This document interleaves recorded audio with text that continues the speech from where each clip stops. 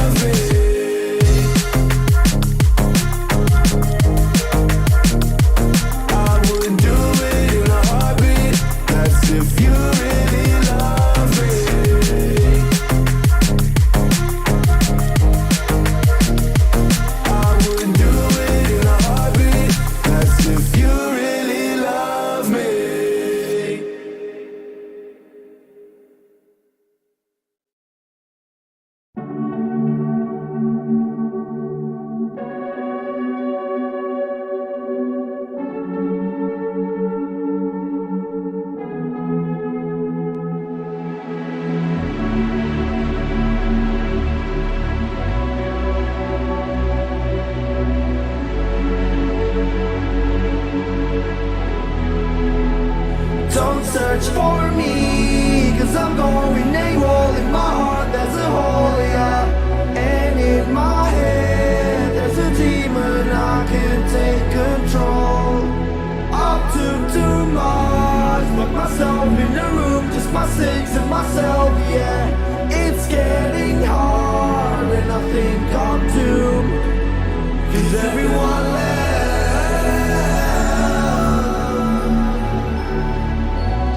Everyone left. 'Cause everyone left. 'Cause everyone left. 'Cause everyone left.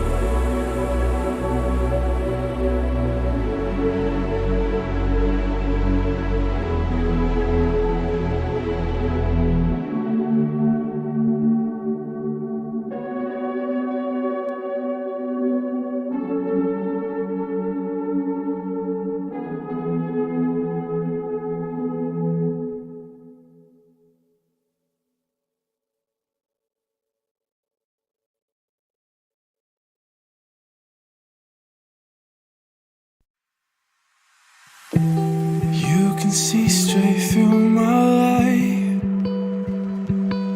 Oh, there's something in my chest that I can't hide. When feelings get involved, I'm terrified. 'Cause I've been here before and said goodbye. Oh,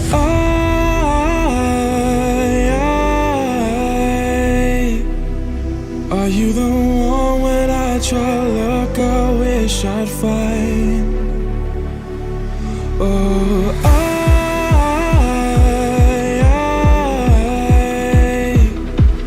how can I love when I've been hurt 100 times? For you I'd give it one more try.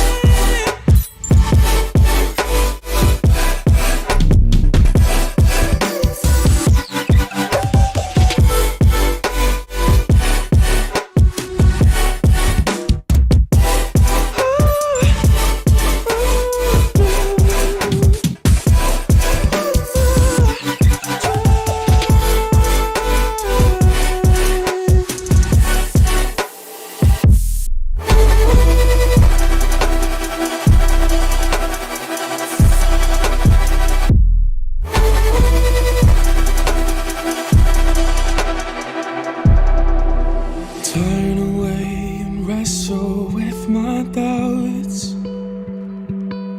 Oh, I leave them all behind, but don't know how. Bury my head deep within the crowd, but I'm reaching for your hand to pull me out. Oh,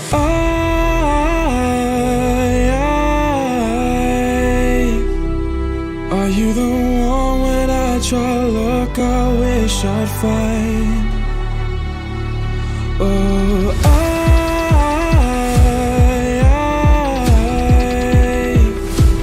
how can I love when I've been hurt 100 times?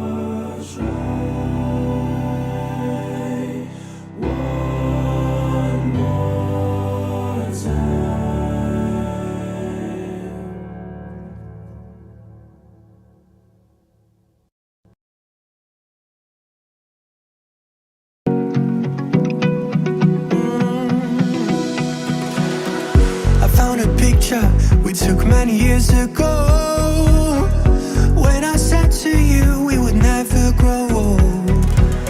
Messages I've saved that I never send, 'cause I don't know you, but I used to back then. I remember that I was drunk out my mind when we kissed for the first time. In the back of your car we passed out counting stars. Promised all these years we'd pack our things and disappear. I never thought I would see you here after all this time.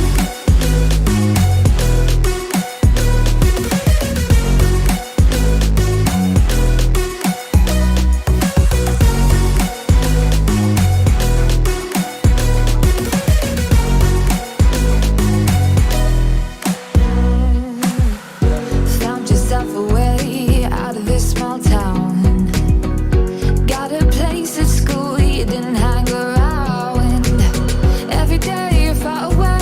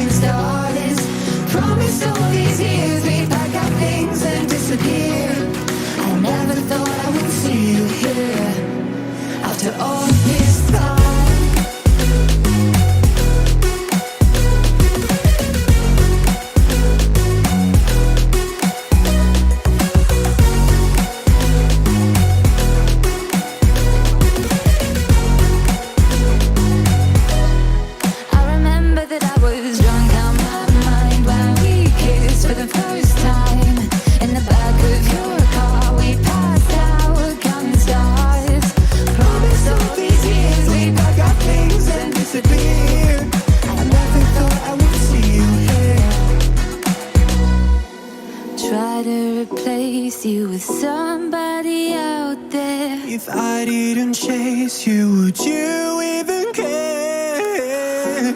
And if I lost my mind, would you come around? I will keep you safe and sound after all this time.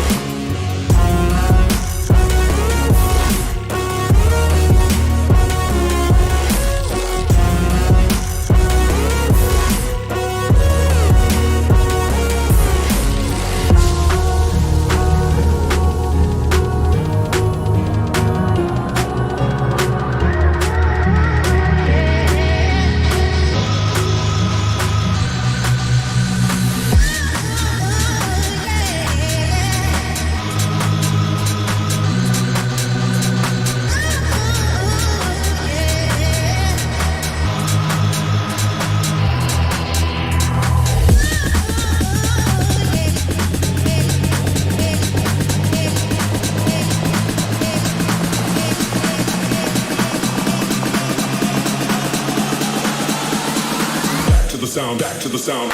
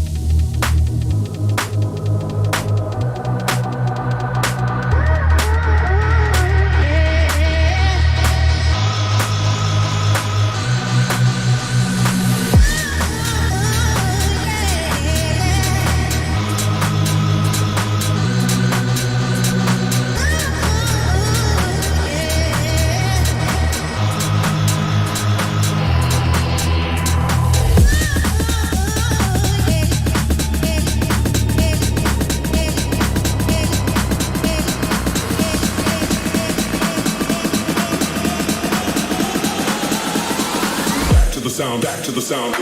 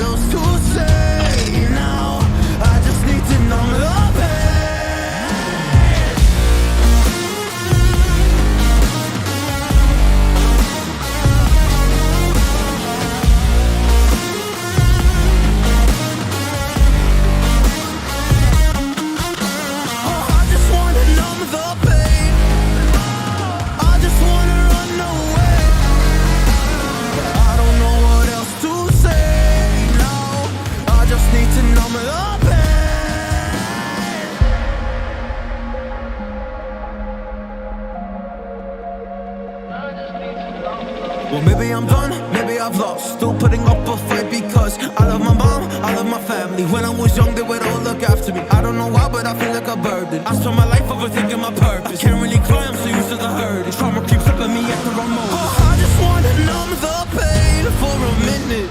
I just wanna run away on vacation. I don't know what else to say now. I just need to numb the pain.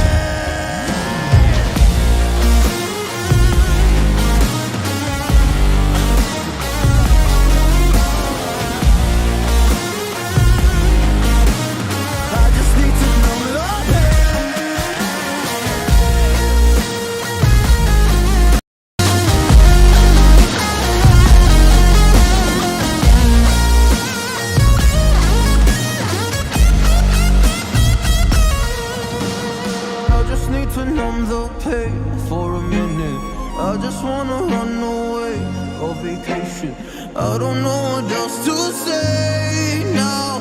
I just need to numb the pain. A broken glass while I'm thinking in my head. I mind my own, I don't even break a sweat. Oh,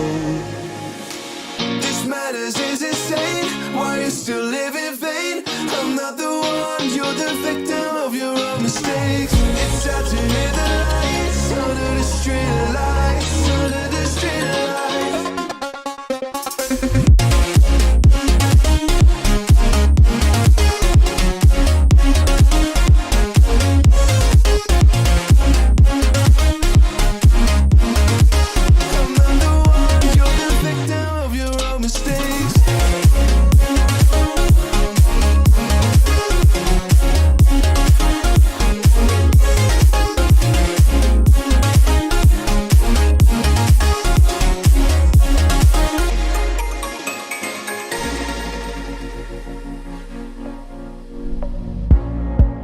Untold stories, they were left behind.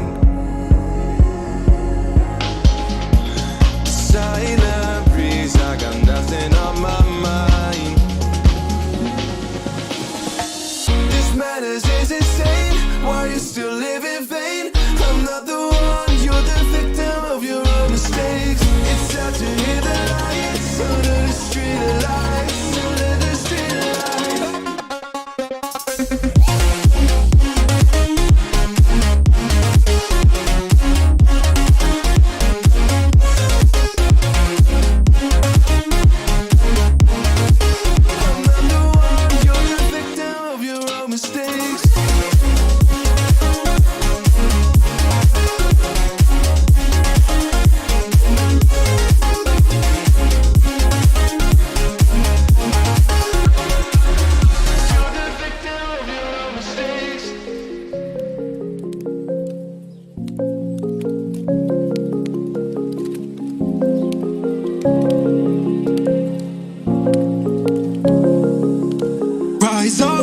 ashes, wings on my back, stay lit like a matchstick. We ain't coming back, I swear. Just let go and see what happens. Gotta let go to see the magic happen. They got us a quick change, so we like them in phase. I'll just buy a new watch, time to make my wrist ring. The zero gravity keeps elevating me.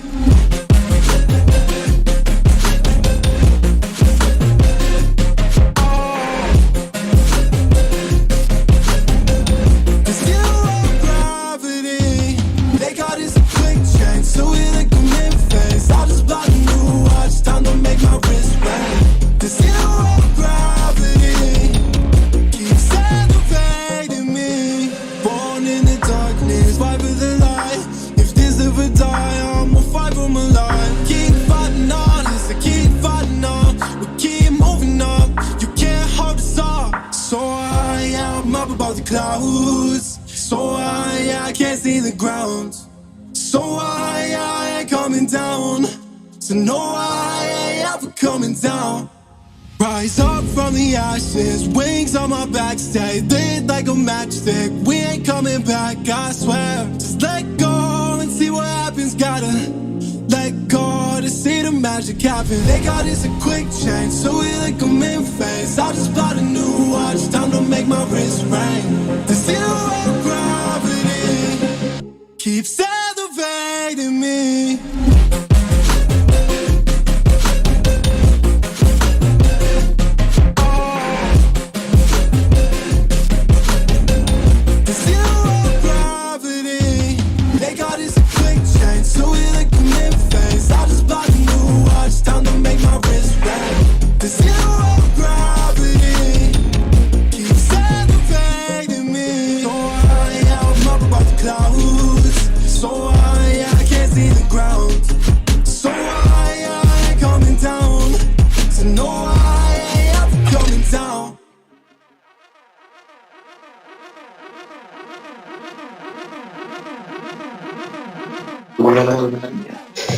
Dude, it's all good. It's I feel refreshed, man. You know, water breaks are so necessary.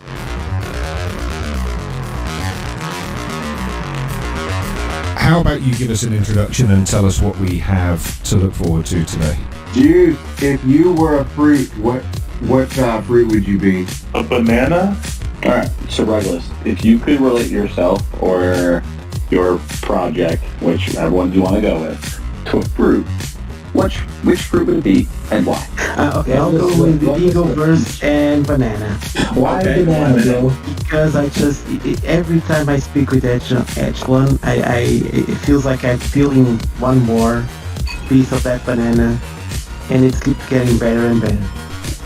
That sounds so that wrong. Project is awesome. So every time you think you know it, you know everything about it, it just surprises you.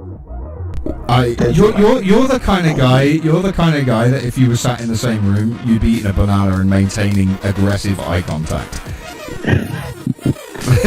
That's the kind of pushing the entire thing into his mouth at once. Yeah. I think the thing that we'll focus on this week is making sure that you stretch. I don't know. I reckon a coconut, a green one. a green coconut. Okay, we've had coconut before, but not a green one. Why? I don't know, you gotta go through the hard stuff before you can get to the good stuff, so... Yeah, thanks for asking. I think I would say probably a mango is like a fruit that you think is like pretty good, but when you actually bite into it, you're like, oh, this is delicious and amazing. Because like I'm all about trying to make things fun, make things enjoyable, and maybe a little bit surprising. Like, you know, your own mentality can make such a big difference in your life, your positivity and stuff. And I really, really enjoy being in spaces with all the people here, the other spaces that I've been in, and learning from everybody. So I get really excited, and I hope other people do too.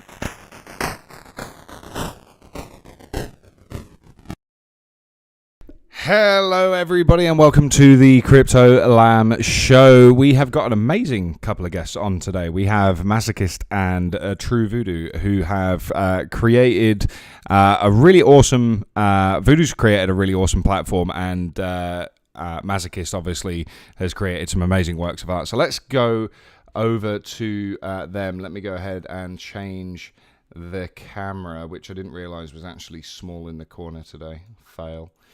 So we'll put that one on and turn the other one off. What's the Crypto Lamb show without a couple of little bits of technical difficulties? I need to get myself one of those Stream Deck things so that we can...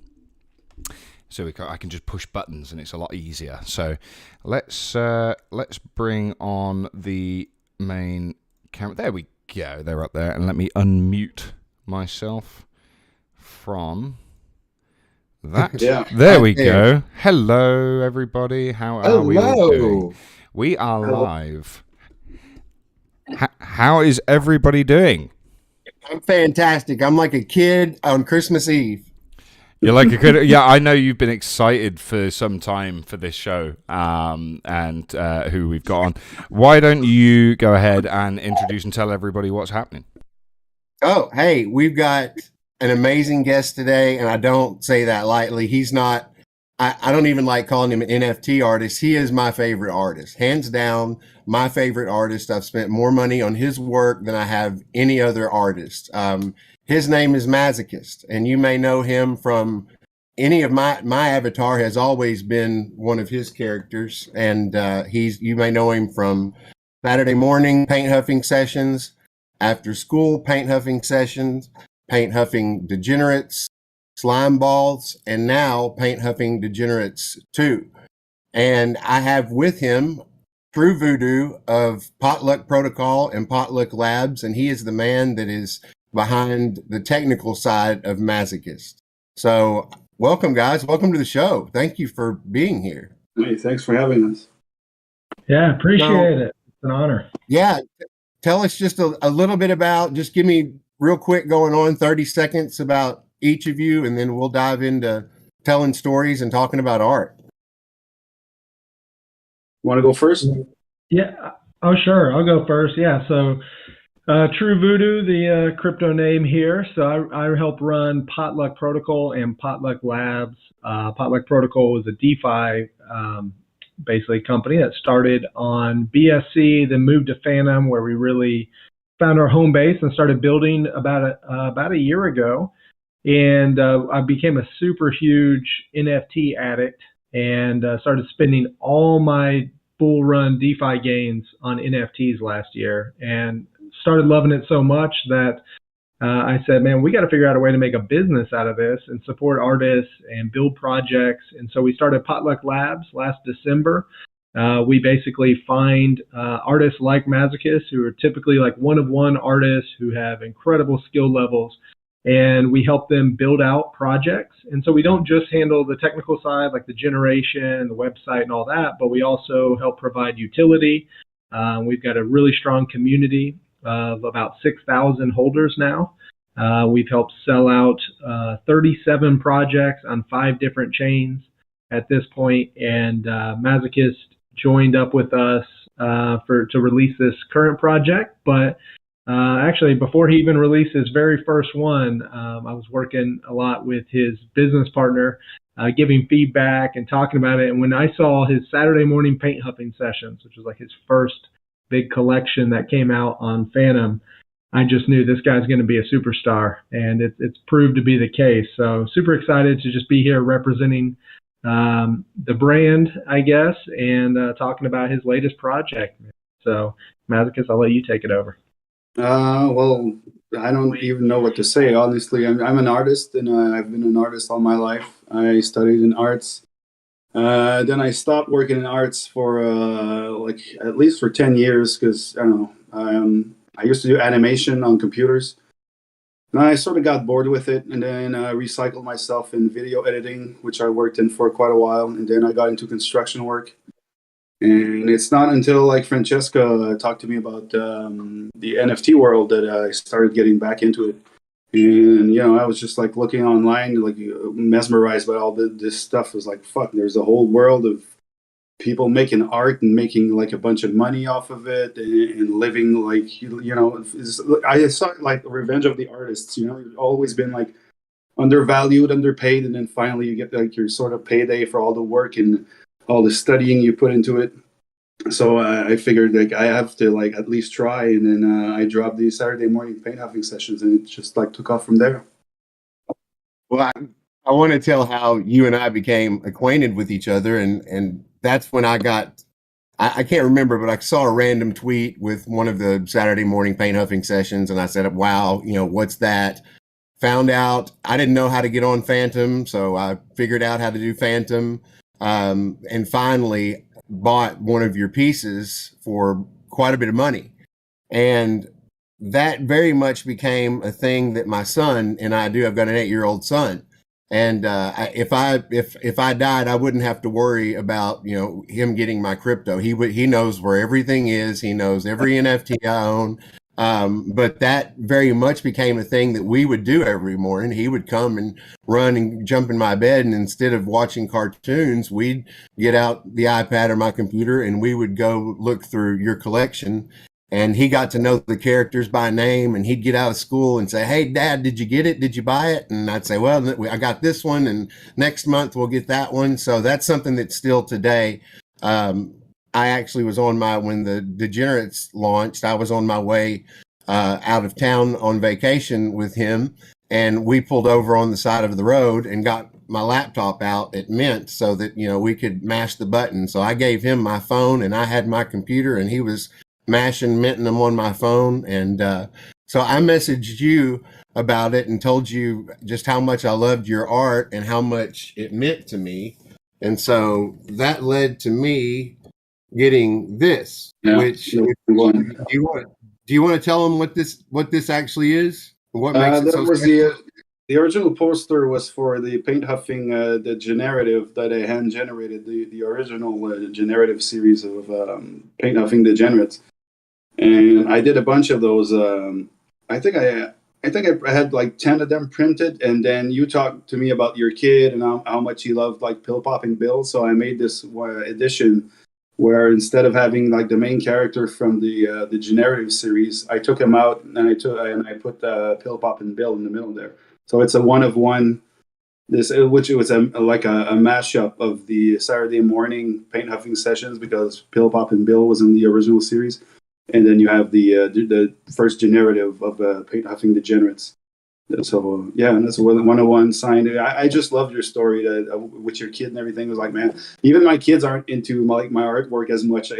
So but they're still young, so you got to teach them young.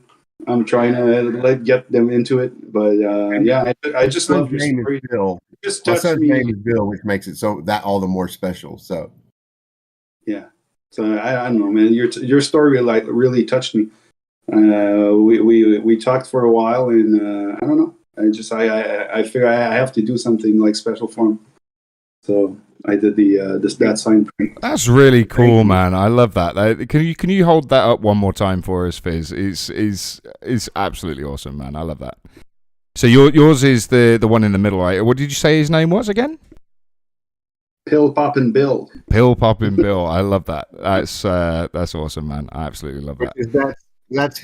That's my avatar on everything. So I actually physically took a picture of this.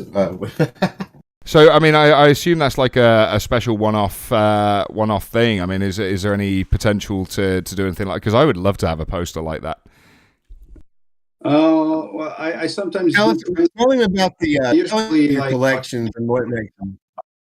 Sorry, Maz. I was going to say, break down your collections for him. Maybe he doesn't know how you did the paint huffing sessions versus the Degenerates.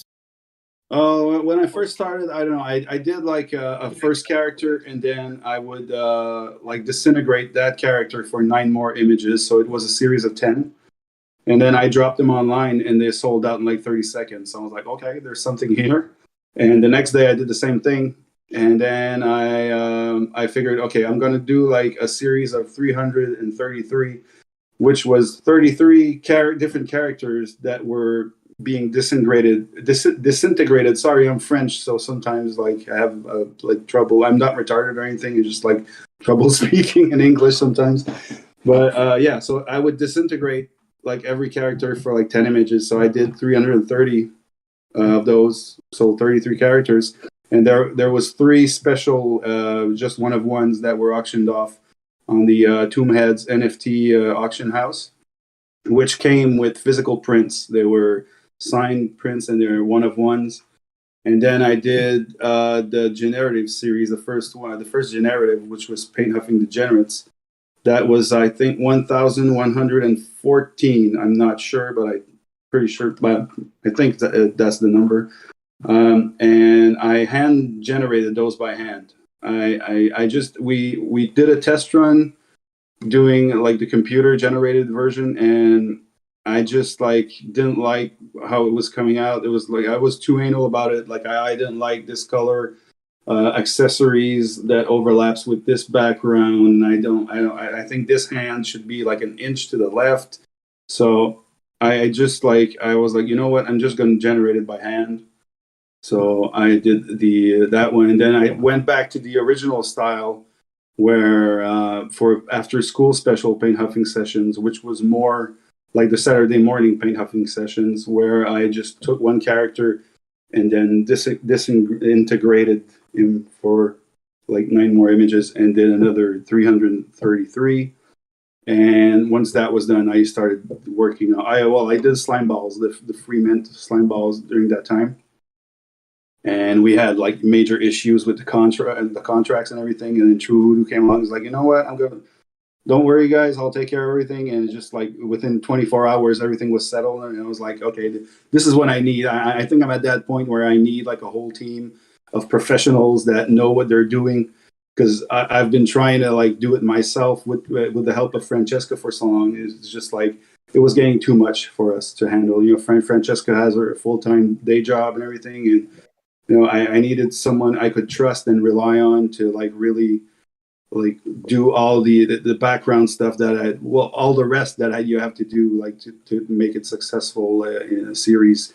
Because I just want to concentrate on the artwork. I'm an artist. I don't want to deal with contracts, and I want to like the cross chain stuff and everything. All the technical stuff I don't want to deal with, and I suck at it anyway. Even if I wanted to deal with it, I'm not good at it. So yeah, now we did the Paint Huffing Degenerates 2 with Potluck Protocol, and we're launching on 4 different platforms with 4 different characters.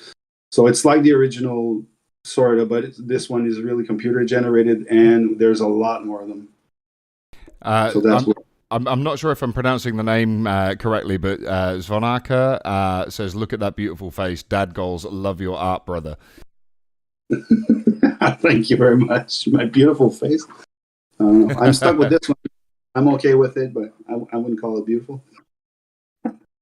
So, I mean, you've got some legit fans. I mean, you've got some people that are darn near crazy about your work. Yeah, and I really appreciate them a lot. Yeah, it's awesome. It's been a whole trip, man. This whole thing, the NFT is, I don't know, man. It's crazy. I never thought it was like it would like pick up like it does. Like it's crazy. It's just I don't even have words to describe like how I'm feeling about it. It's just like overwhelming. So, Voodoo, how do you manage kind of the technical side of that?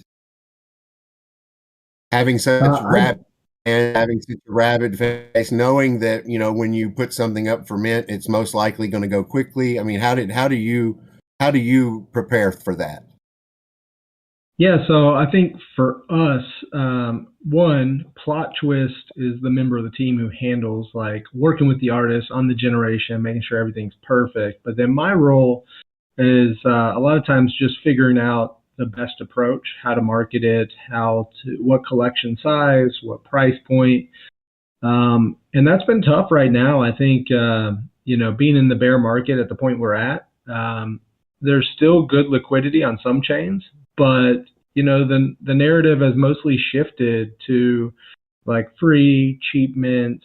A lot of good collections, good projects are kind of falling on deaf ears right now, which is where the market cycle is. But it's cyclical. We understand that. We know that. And so I think for us working with artists right now, unfortunately, you're kind of at a phase where you don't know, like in the bull market, you can make a ton of money as an artist, and you could, you're really able to enjoy the spoils of your labor. Right now, it's more an investment into your community, building for the future so that when that volume comes back, you are able to capitalize. And so I think right now it's a lot more about brand building for artists and like just being successful, continuing to work hard during the bear. But yeah, for us, because we are cross-chain, our goal is to try to figure out how to bring as many people into that artist community as possible. And so that was one of the big, strategies with Masochist is saying, right now the market's not great. There's not a ton of volume on AVAX or Phantom for most projects. And so let's try to expand things. And so we took a unique approach with this last collection, and he had 4 separate characters in the collection. So we had basically 2 choices. We could just have them all in the same collection on one chain, which if it was a bull market where we could sell 2,000 plus pieces on one chain, awesome, we would have done that. But because, the volume's not there, we decided to split the collection up over 4 different chains. And it was one to be able to draw in a bigger audience. So we introduced his artwork. It was his first paid collection on AVAX, first paid collection on Hedera. And then we're going to drop the 4th character on IOTA as soon as they launch their mainnet in about a month.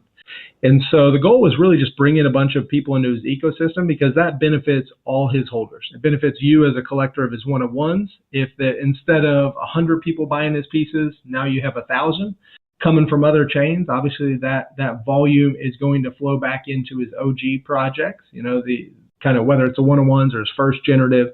So we've always taken that mindset of, taking artists to that next level. A lot of times is about going cross-chain. And I think that's probably the case unless you're already a Sol or an ETH artist who's very successful there, where kind of the biggest audience is already there. And so, yeah, that's been our strategy. And so really excited. Actually, Hedera, as far as volume, that was our 3rd part of the release. We did Phantom, we did AVAX, and then we did Hedera last week, has already surpassed Phantom and AVAX combined in the total volume. And so we're really excited to see that introduction. And they're just crazy about his artwork because I don't think there's been anything like his art. There's really not much like his art anywhere, but there's definitely not been anything like his art on that chain. And so just to see the love and support he's getting from a totally new audience who didn't know him at all has been pretty awesome. No, it's been unreal. Well, you're muted there, Fizz. Sorry. What now? You see, I was trying to be a good little boy.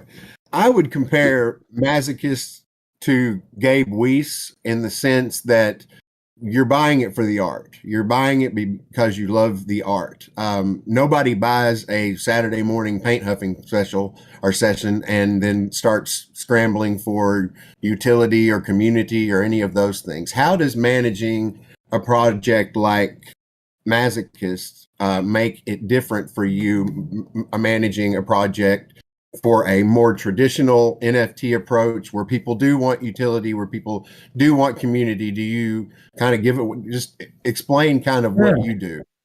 So I think when you get into generatives, especially bigger ones, you do a real small generative of, a couple hundred pieces, you probably don't need utility. The art can be the utility.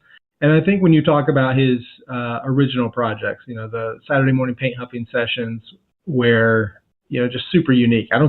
There's been nobody that I know who's done a project like that where, he's releasing a set of 10 different, the de-evolution of a character essentially every day.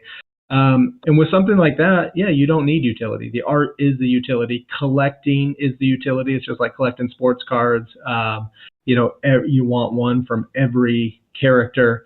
But when you're talking about a generative, even though his art speaks for itself, there is an expectation of utility. And there is an expectation that this is going to go somewhere because that's just the mindset of a collector. If you're buying into a big collection that's generated, not one-of-ones, they want to know that there's somewhere this project is heading beyond just the art. And so that's part of, our utility is that we have our labs ecosystem token. So if you hold right now on Phantom or AVAX, if you hold any of the paint huffing degenerates, then you can go online. Even we added the utility, even though he didn't do the projects when he was with us, we added utility for the first paint huffing degenerates and for his slime balls generative, where you can go on our website, potluck-labs.com, and you can start claiming our labs token. That labs token has tons of utility. We do auctions in our Discord where you can only spend your labs to buy pieces. You can buy white lists because most of our mints sell out really quickly. So getting on the white list, being able to buy in the pre-sale is very valuable. You can use that with labs. We've done raffles for merch, custom merch, lots of fun stuff. So we even have a project that we did where the only way to mint it is with labs. You couldn't even use Phantom or AVAX or anything. So we've added that utility. But we also are going to be adding what's called our reward wallet utility. And this is a staking system that we just like custom built, and it's going to be released this week for a couple projects, and it will also be released for the Paint Huffing Degenerates here in the near future.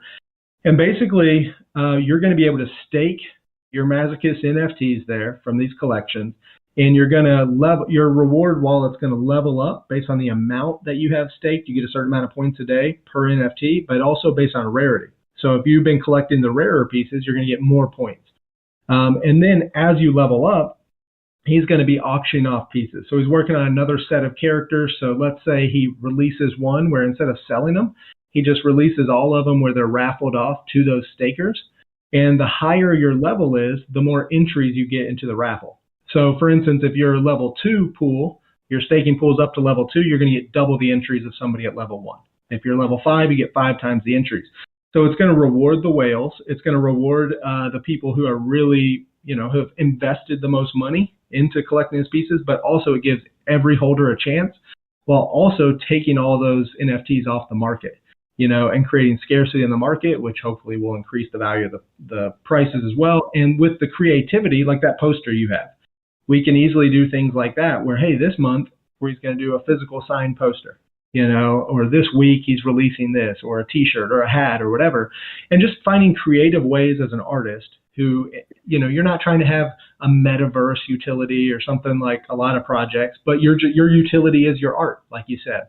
So using his great ability to produce art at incredible skill level and a high volume, he's able to reward his holders of degeneratives with 101s and things of that nature. So that's some of the utility that's coming. And I think it's tough to kind of get all that information across to everyone. And I think a lot of people are going to be very pleasantly surprised when they minted just because they love the art, and now they discover the utility. So yeah, that's kind of how we handle it. But no matter how good the artist is, we still got to figure out a way to provide utility, because that's kind of what they're paying us for. I absolutely love that concept. It's just brilliant that you can have artists like Masochist come on, and they can pour their passion into their work without having to worry about, because crypto's all about, okay, yeah, but what do I get, right? So it's like, I can buy your NFT, but what do I get? It's the people that are not buying it for the love of the art, not people like Fizz, of course, who's bought it because he loves the art, right? So, just adding that utility there through your platform so that the artists don't need to worry about that. It's just genius. I absolutely love that level of incentivization for the people that are buying these collections. That's incredible, man. Sorry, go ahead, Andy. No, I was just going to ask you if I was actually going to ask Priest. He's over there. He's quiet. He is here today. We're doing 2 giveaways, guys. They've got 2 Paint Huffing Degenerates that they're going to put up for our viewers. Yes, that's right. We got 2 mints. Wow. Two mints coming, which is being put up. How are people going to be able to obtain those, Voodoo? If we do a couple of raffles, we'll do the first raffle in a couple of minutes here. We're gonna give away the ones that are on AVAX, because I know you guys have a good AVAX crowd, and that one is still minting. It's super cheap. I think it's like 0.4 AVAX or something ridiculous, maybe 0.45 AVAX for a mint. And so if you just collect their wallet address, that's an Avalanche C-Chain wallet, which basically just have MetaMask and that'll work. You can add the Avalanche wallet to it. That's all we need, and we'll get that sent over to the winners later today. So give it away however you want, and then just give me the wallet addresses, and we'll make it happen. Awesome. Okay, that's not a problem then.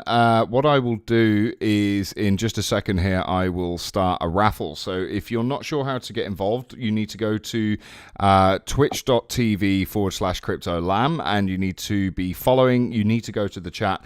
And the way that you're going to win this is very simple. You just go into chat and type in !raffle. I will let you know as soon as it begins in a couple of minutes here. I just want to give see if Priest is, because we haven't heard from him today. So hello, Priest. How are you doing? Well, what's up, guys? No, I'm here. Sometimes it's good to just listen, right? Like when you're not familiar with things, you just kind of get to take in from people who know things, right? Like I don't have a more insightful question than Fizz does. Fizz has spent so much time spending hours with his son looking at Masochist's work that Masochist made his own one of one and sent it to him and signed it. You know what I mean? Like I didn't have anything to add really, but what I want to ask actually is I'm looking at the backgrounds and like Masochist over your left shoulder, you have a piece of art, and directly behind you, Voodoo, you also have a piece of art. Could you guys describe why those are things that are in your house and why they mean something to you? You want to go, or should I? Me? Okay. This piece right there. That's the. Wow. I'll take you around the house. Getting There a you go. tour. Yeah. Yeah. This is Oh wow! Chris Guest. It's a signed piece. I just love his work, man. His paint strokes are just insane. There's just like minimal, like there's not much detail in there, but it just comes out like crazy. I don't even know how to describe. I have a bunch of his like every room has is different different artist. This is all the Chris Guest room. This is where this is where I work usually. So I have this piece. I have a bunch of pieces of him over here, over on the mantle. We can't see them very well, but if you go online and type Chris Guest art, I just love his stuff. Like I well, first of all, I love the ladies. And I just love his paint strokes. I love what he does. And I don't know. I was following him on Instagram, and then he opened up his store. He's from the UK, and I just had to like buy a bunch of his artwork. I just loved it so much. You're the second. That's awesome. You're the second artist that I've talked to in a week that has had Chris Guest as one of their influences. Oh, really? And yeah, I can't remember who it was. It may have even been one of your podcasts or one of your streams that I was listening to. It may have been you. But who are some of your other influences? How did you get into art? What about Chris Guest on the podcast with Tinfoil and True Voodoo? I think a couple of weeks ago. Was it last week? I don't know. I have major issues with timelines. Crypto does that. But who are some of your favorite influences, and what are pieces that you buy yourself? You say that's the Chris Guest room. What are other pieces and artists that you buy yourself? Well, you want to see the other rooms? If you want to show them. Oh, okay, sure. Yeah. Well, this is the bathroom. The bathroom is all Eric Jones, but this is more like earlier stuff. Again, with the ladies. Like I said, I love the ladies. But yeah, there's a bunch of I can't see this one. There's just too much light reflection. Yeah, maybe there we go. But this is earlier stuff. If you look up Eric Jones right now, he's doing more like weird stuff with colors and everything, and I don't dig it as much. I mean, it's nice, but it's just it doesn't speak to me as much as his earlier work. I just love his paint style. I usually look more for the style more than the substance in the artwork. I just Chris Guest is just he's frustrating to me because when I see like artwork that I really like, sometimes I'll get my own ideas of doing something in the same style. So I'll get on my iPad and I'll try to emulate that style with my own ideas, and I usually like get close to it. And Chris Guest, I don't know how he does this, and I've even looked at him like doing tutorials and making the artwork, and I can't do it myself, and it's frustrating because I always want to add more details, and he's always like, you got to stop with the details, you got to like keep it very simple and just like a couple strokes here and this there. And I try to do it, and it just comes out looking like shit. So it's, I don't know. He's an artist that frustrates me because I just love what he does, and I can't emulate his style at all. What do you use? Thank you for sharing that. Sure. My bedroom is all use? Jacob Bannon artwork. In my kitchen, I have just one piece, a big piece in my kitchen. which is Glenn Barr. I don't know if people are familiar with Glenn Barr. I just love his style too. I've loved Glenn Barr since I was like in my early teens, and I wanted to really have like a piece of his and me be the main focus in the kitchen. What hardware and software do you use? Procreate. I think like most artists, I started on the Adobe Draw, which was vector based instead of pixels, and it was great for a while. And then they changed it up to I don't know what's it called now, something like Canvas or I don't know, but they switched it up, and then you had to pay for it and like get a monthly subscription. And the brushes, I got the subscription at first, but the brushes were all different, and I didn't like it anymore. And since it's vector based, you're kind of limited to like what you can do with it. You can't make make it look like a piece of like paint, like if you painted an actual painting in Procreate had like so much potential and so many brushes and everything. So I just started work on there, and I just kept it on Procreate for at least like the last year, and yeah. And I you think just most artists are on Procreate. use your iPad? Is that iPad and iPencil, or is that? Yeah, that's the Apple Pen on the iPad. How has that changed the way you work? It changed. Hey, man, there's a big period of adaptation between doing like actual paintings and drawing on paper, and then going to drawing on a screen with a pen. But before, I skipped like a little part where between doing like artwork on paper and on canvases and going to the iPad. For a while I was on the computer with just a drawing pad, and you draw on the drawing pad and you look on the screen what's going on. So I did that for a while, which in Photoshop, which I really loved, and I was like super excited because they announced they were gonna get a version of Photoshop on the iPad, and it's absolutely terrible. It's just not like Procreate is way above like the iPad version of Photoshop. But yeah, no, it's very different. You're drawing on a screen with like a plastic pen compared to like having a canvas and a brush or inks and paper. It's very different. It took me a while, and it was really frustrating at first. I was like, I'm never going to get this down. This is just way too different.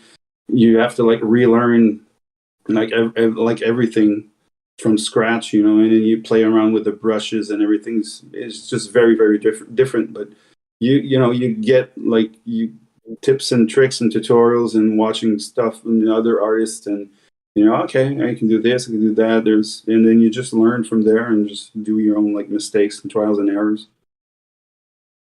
Just to cut in real quick, we're giving away 2 NFT mints for the it's the Paint Huffing Degenerates 2. I forgot which one it was then.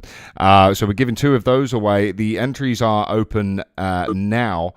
All you have to do is go to twitch.tv/CryptoLam and then type in !raffle into the chat. So that is open just now. Go ahead and grab yourself one of 2 of those. So Voodoo, you got an insanely talented artist like Masochist that everybody loves, 5 collections across 4 chains. How are you currently organizing all of those people? Yeah, so it's a lot of work. We got a big team at Potluck. There's the core team that there's 4 of us. Dracula Presley, he's the founder of Potluck Protocol, and so we kind of work together on everything. Solidity Dev and handles the tougher dev stuff. There's myself, who I kind of just lead with, recruiting the artists, creative direction for Potluck, and just kind of visioneering the future, I guess, in kind of a fancy way of saying saying it. Then we have Plot Twist, who once again works with the artists on a daily basis of helping them make sure that what's in their head and what they're drawing actually works when you make the project, and helping tweak things and just make it perfect. And then we have Tinfoil, who is a bit of a crypto influencer, especially in the Phantom space, probably the most well-known advocate for Phantom NFTs. So he handles a lot of Twitter Spaces, Discord, voice chats, and really just connecting us with different communities and forming partnerships and just really being good for the brand overall. So we got a big team. Then we have a ton of mods in our Discord. We got about 4,000 people in Discord, 18,000 that follow us on Twitter. So we got a team that handles that. And then we've got our website devs and graphic devs. And so we got a lot of people. But it's really important that every artist takes responsibility for where they want to go with their project. Some of them have metaverse aspirations. Like we have Teens on Acid is another one of our artists, who's an incredible artist on both Phantom and AVAX and Matic and ETH. He's on 4Chains himself. He has an upcoming ETH collection he's about to drop, but he's been incredibly successful working with us and just even apart from us. But what he wants and what he envisions for his projects way different than what Masochist envisions. And the whole thing is just making sure that the artist knows where they want to go, where they want to take their audience, where they want to take their collection. And so we don't dictate that to the artists. We just help come alongside and help make it happen. But I think that's the biggest thing, is understanding in the NFT space, when you're talking about generatives, not one-on-ones, but generatives, it's not enough to just have good art. You really have to get involved with your community. You have to, respond on Twitter and Discord or whatever communication modes that you use with your audience. I think the more an artist can be connected, even live streaming yourself doing art. A lot of the artists really connect that way by, whether it's on Twitch or Discord, live streaming their art, communicating with the people watching. I think these are all ways that you can provide real utility, because connection to the artist is a real utility.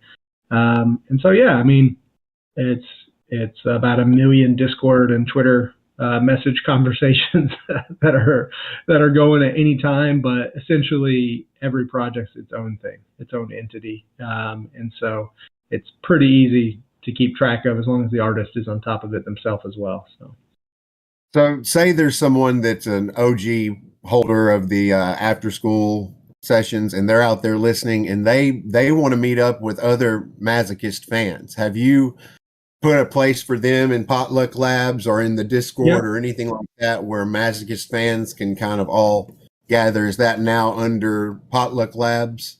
Yeah, so in our Discord, pretty much every artist who has a project with us, some of them have their own Discords because they've got their own mods and they want to have that community. Others, they just have a channel in our Discord where they post updates, and we post updates and post pictures, and people can come and talk. And we have a marketplace in there too if people want to trade and those type of things with other collectors.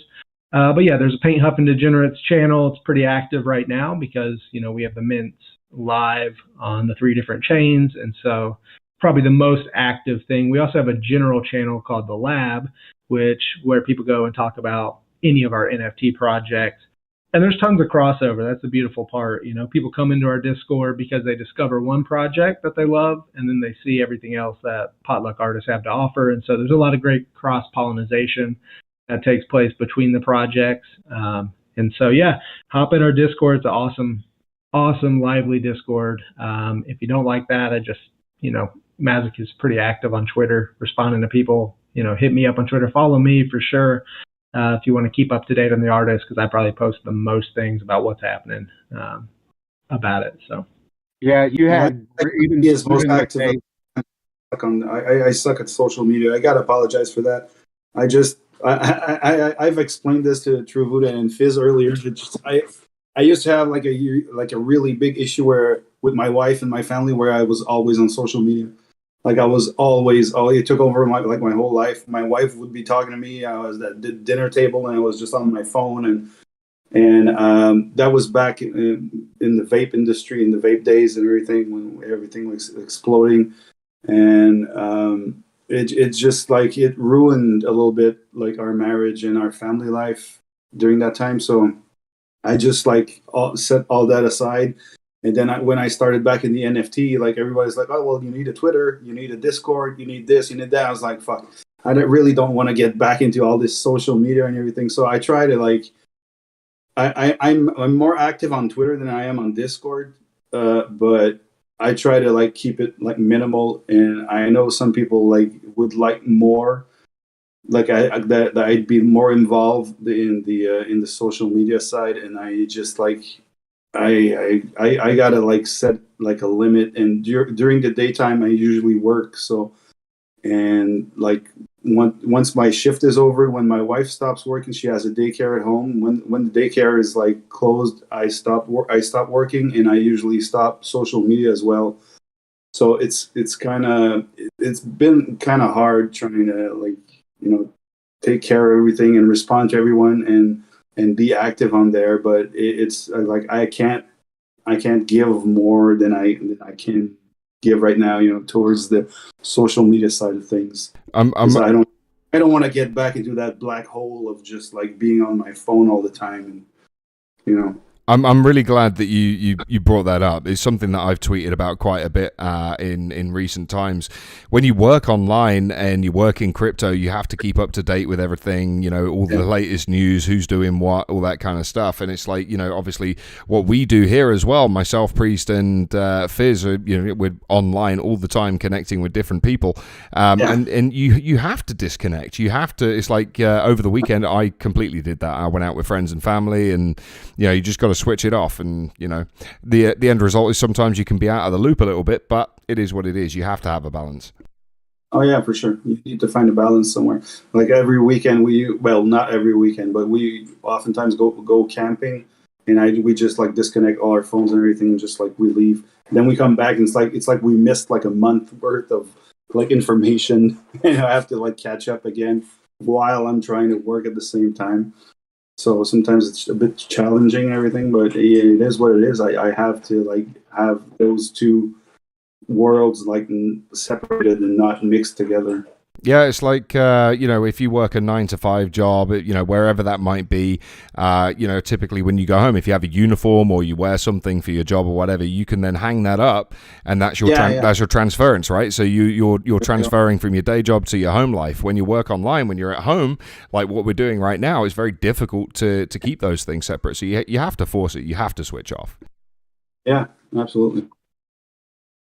And Masochist, you're doing art full time now, right? Yep, that's it. I'm just doing the artwork from 9 to 5. Well, more like 8 to 5, like Monday to Friday, and that's it. And so I'm what's kind of what's if really there wasn't any limitation with technical ability or funding, what would be a dream project for you to work on? I'm living my dream right now. This is my dream project. I just like being able to be home with my wife, my kids, and being able to work from home and just do what I love. I just love making art. This is, sometimes I say I feel like I'm retired because this is what I would do with my free time. I would take my iPad and I would draw.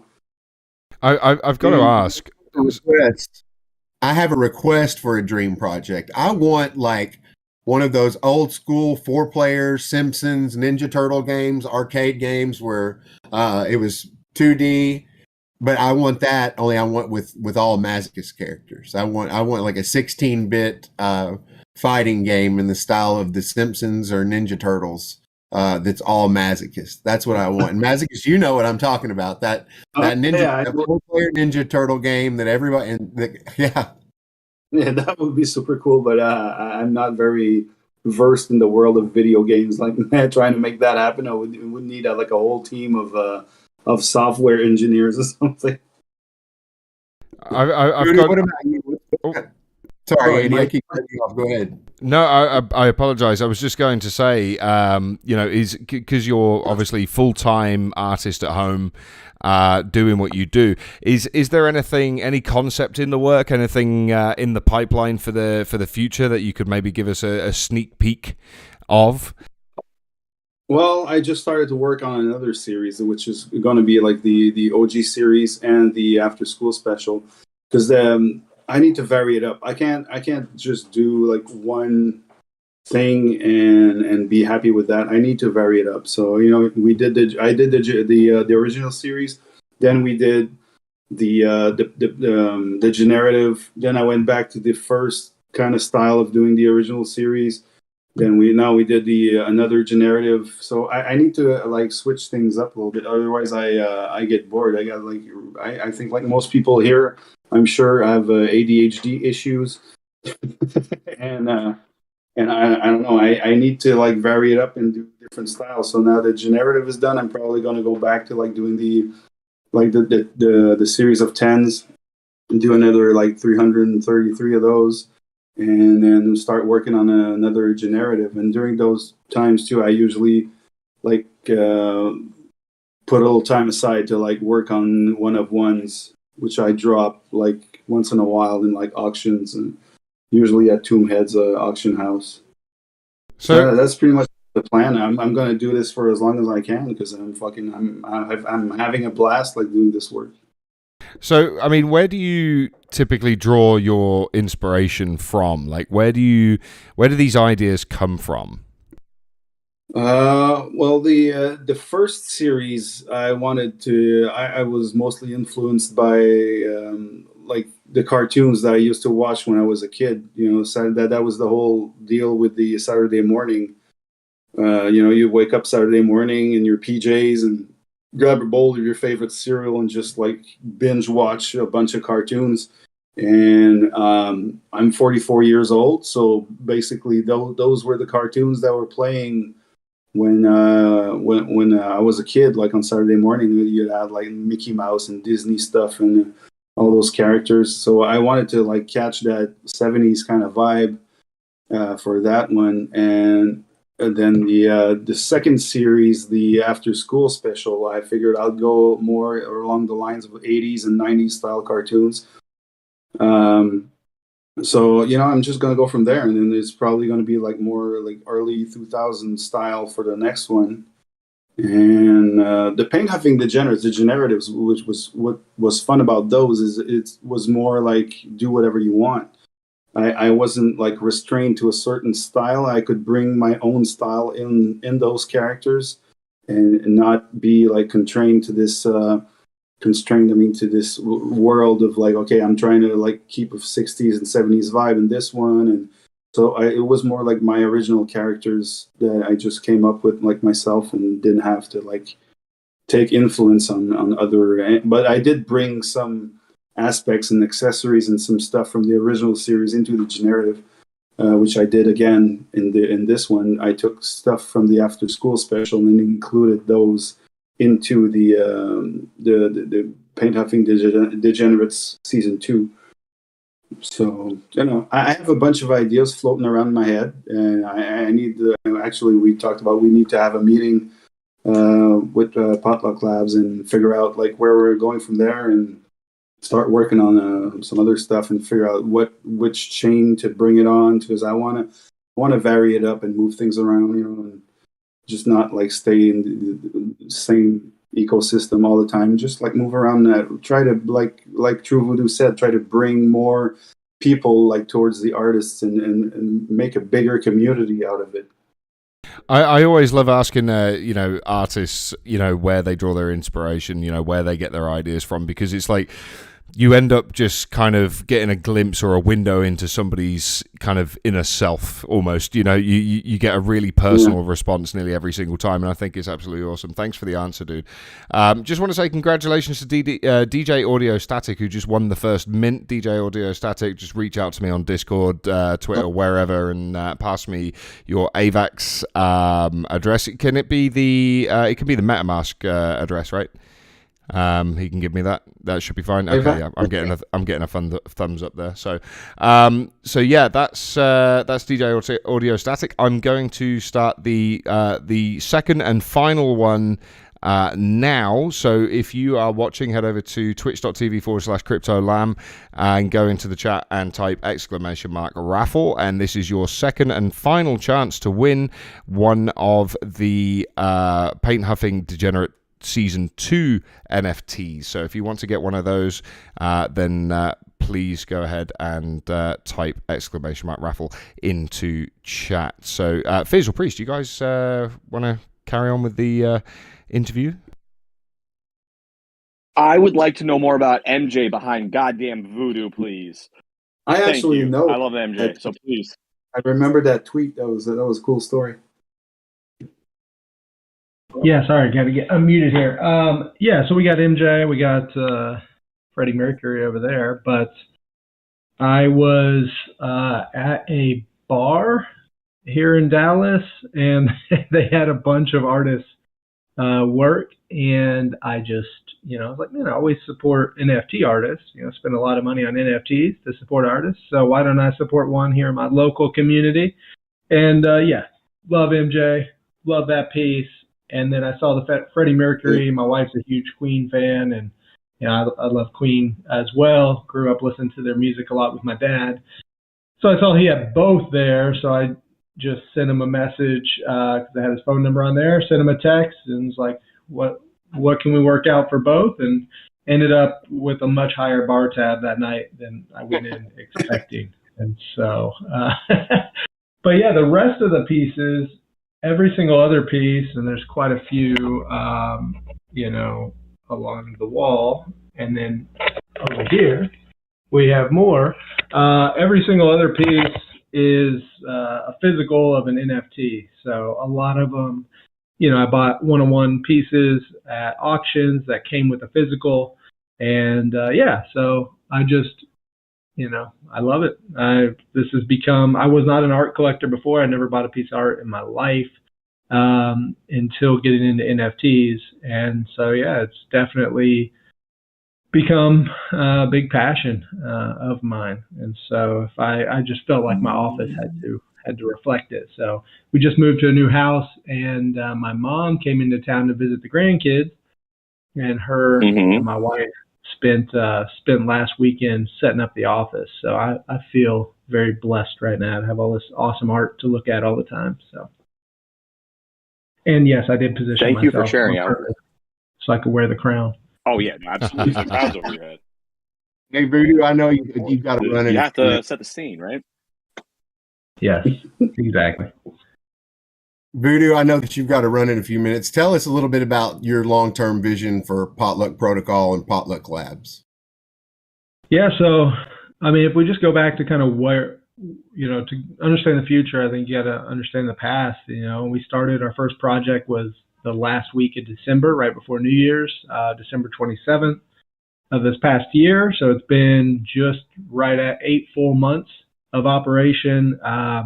We've done, I'll have to look up the AVAX equivalent, but over 2 million Phantom in secondary volume. It's about 500 ETH in secondary so far. Primary volume, it's another couple $1 million just from the primary sales of the Degenerates. We've got Sandbox Land coming on ETH. We're partners with 4 metaverses right now. We've got our characters from a lot of our collections in games. Some first-person shooter NFT games. There's one that's like a Street Fighter style game coming out that we got a character in. And so really, we're not kind of like Masochist said. He's like, well, if I wanted to build a game, I need a big team. Well, his question was, if you had no limits, what would you do? So I think that was kind of the point. If we had no limits, so we know our limit is we're not game developers, we're not metaverse developers, but there's plenty of those projects out there. And so a lot of what we're doing is just creatively partnering with great projects because we built a huge community. Almost 6,000 holders is right up there with the top of pretty much any collection. Ours is unique because we have different artists and things. So I don't put us up against like some of those big, massively successful collections as a standalone, but as a collective group, I think we've got a lot of power in that. And so, just continuing to partner to give our artists opportunities to expand their goals and dreams of what their art can become. But for us, it's important that every project, that 3 parties win, that the artist wins and they're able to make their dreams come true and to make great money to provide for their family. But it's also very important to us that our collectors win. So when I look at that, I want the people who mint to be able to sell for a profit. I want them to be able to hold long term, to be a part of an awesome community and sell for a profit at some point in the future as well. I want the flippers to be able to make money. I want everybody to win. And then obviously our team and the Potluck Labs community has to win as well. If somebody's not winning that equation, then we've done something wrong, and we've got to figure out how to go and fix things. That being said, we're in the process of we had partnered with Campfire, which is a marketplace on AVAX and Phantom. So we bring value to our holders through making a percentage of all the profits that happen there. And then also with Hedera, we're actually building 3 different protocols that I can't really talk about too much until we go public with them. But we're building some things that are going to provide tremendous opportunities to our holders and value to them on the NFT side and the DeFi side. So I don't really know what the future holds, except for that we're going to keep pushing the envelope forward, keep trying to innovate cross-chain, keep bringing in more communities, and hopefully, I think the evidence shows, if for anyone who's been following us, that we've probably produced at a higher volume of work in this bear market than anybody in our space.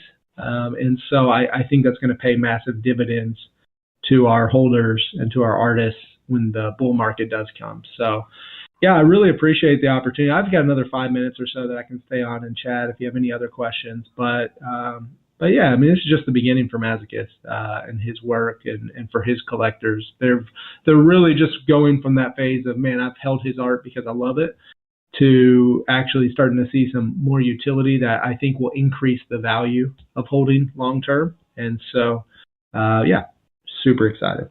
I think because you have about 5 minutes or so to stick around, it's the prime opportunity to ask a very critical question that is always asked here on the Crypto Lamb Show. It's quite possibly one of the most important questions ever asked in humanity, and I think because Fizz has been so excited to have you guys on, I think it's a good idea that he goes ahead and asks the question. So Fizz, take it away, dude. We ask every guest, if Potluck Protocol were a fruit, what fruit would it be? Man. Masochist, you're getting the same question too. No, I did not. My PR team did not prepare me for this question. That's on purpose.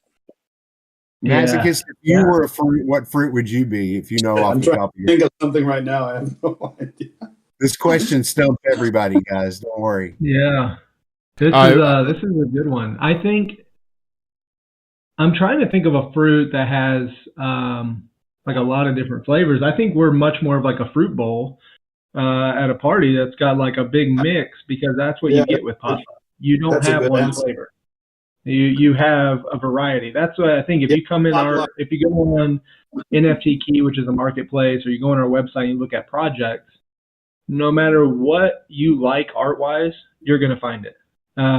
You'll probably find some stuff you don't like. Like, I'd like to take out the honeydew and like the cantaloupe. I'm like, screw that. I want some, raspberries, some strawberries, some kiwi. But so you don't have to like everything, but you're going to find something that you like with Potluck. The same on the utility side. Personally, I know it's very important to a lot of people that the NFT world leads to things like the metaverse, to gaming. For me, I got 3 kids, I got a wife, I got this business I'm running. I don't have time for any of that. So it's important to me that we have that utility, even if it's not something that I plan on using myself. I'm passionate about developing it for the people who are.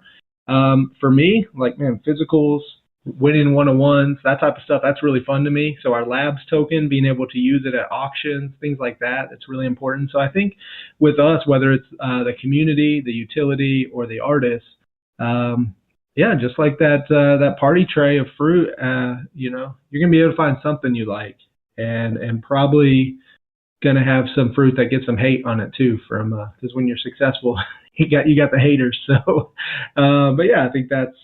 I don't know if anyone's taken that cop out yet, but I think it actually applies to us. So I don't think we've had that answer specifically, in terms of a fruit salad. But we've had like people sticking to one particular fruit, but I don't think it's a cop out necessarily. I think it's good that you can say, no, you know what, we're a blend. I'm just glad that you didn't add an oak tree like somebody did once, which is just not a fruit. So same question to Estonian. Jesus Give him a Christ, man. break. When you're so in depth and elaborate on that answer for a question that is kind of goofy, I don't even know what to say to Jesus. I don't know. A tomato? controversial. Well, I don't know. It's just it's a fruit, but it's not a fruit, so I don't know. It's classified as a fruit, so I like that. You got to be. But it doesn't fit well. What's the saying? How the saying goes, like, knowledge is knowing that the tomato is a fruit, but wisdom is not putting the tomato in the fruit salad. Right. I don't think I've heard that one before.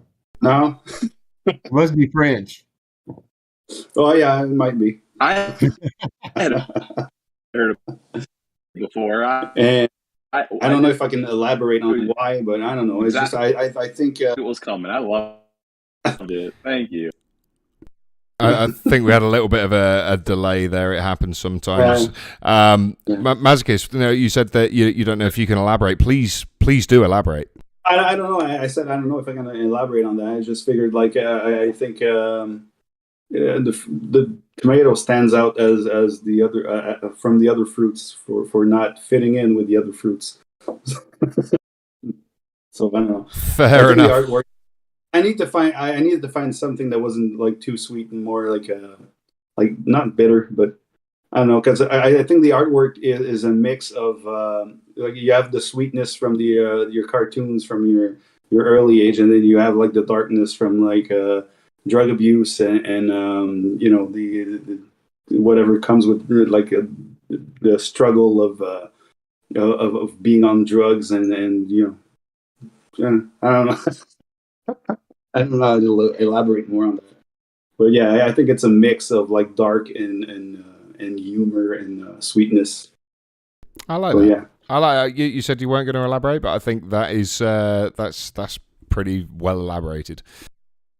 Well put. Well said. So, Masochist, I know you said that you didn't know what your next project was going to be. I wanted to ask, do you have any other completed projects that are in the hopper and that go to mint next, or are you truly going whatever direction you want to go next, and do people have to wait until you finish your next project? Well, I think right now we're putting all our efforts and concentrating on the second season of the Paint Huffing Degenerates. But I've been working on a bunch of stuff like on the sidelines. Like I said, I need to we need to have a meeting and figure out where we're going from there. But I'd like to do like another series like the original ones and like the after school special, and do like a 333 pieces of just like 33 different characters that are going to get like disintegrated for like 9 other images for each character. I just love doing that concept. When I came up with it, it was just like we found like a really good recipe just like accidentally, because I dropped those and it went really well, so we just continued doing that, and a lot of people like jumped in. It was like, wow, this is really different. And I wasn't really trying to do something different. I was just trying to think of an approach where I could get like I knew I could do 10 pieces a day. So I figured let's do something where it's going to be 10 pieces a day. So I came up with the concept of just making one character and then using that character for 10 pieces. And people really responded well to that and said, wow, this is like a whole new concept and so cool. And I was like, I wasn't trying to like, it was just like an accident that people like, wow, this is fun. This is way different than just doing like the usual generatives or one of ones. It was like a mix of in between, like doing a generative and one of ones.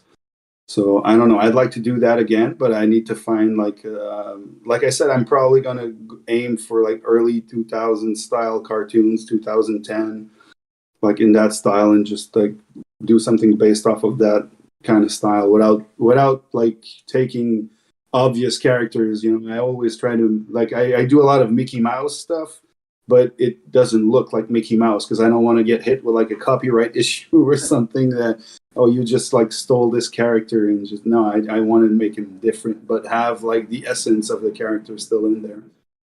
Well, So- drawing inspiration from something is completely different. I mean, Disney rips stuff all the time, right? So, Oh yeah, yeah, for sure.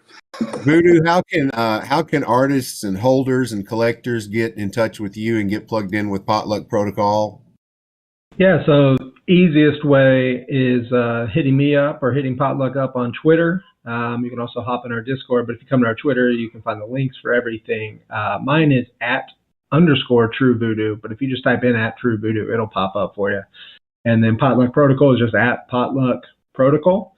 You can also go to potluckprotocol.com and see, have links to everything on the NFT side, the DeFi side, just kind of see what we have. But yeah, it's a lot easier to type in my name or Potluck's than to try to type in Masochist's name on Twitter. So just find me, and then you can find links to him and everything else.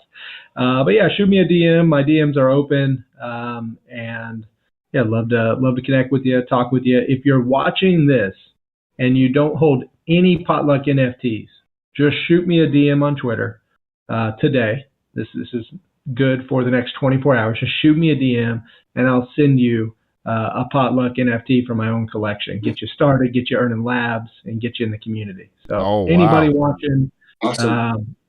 unless you're a bot, but how are you watching if you're a bot? So don't. If you're a real person, do it. all of our viewers are thankfully real people. That's.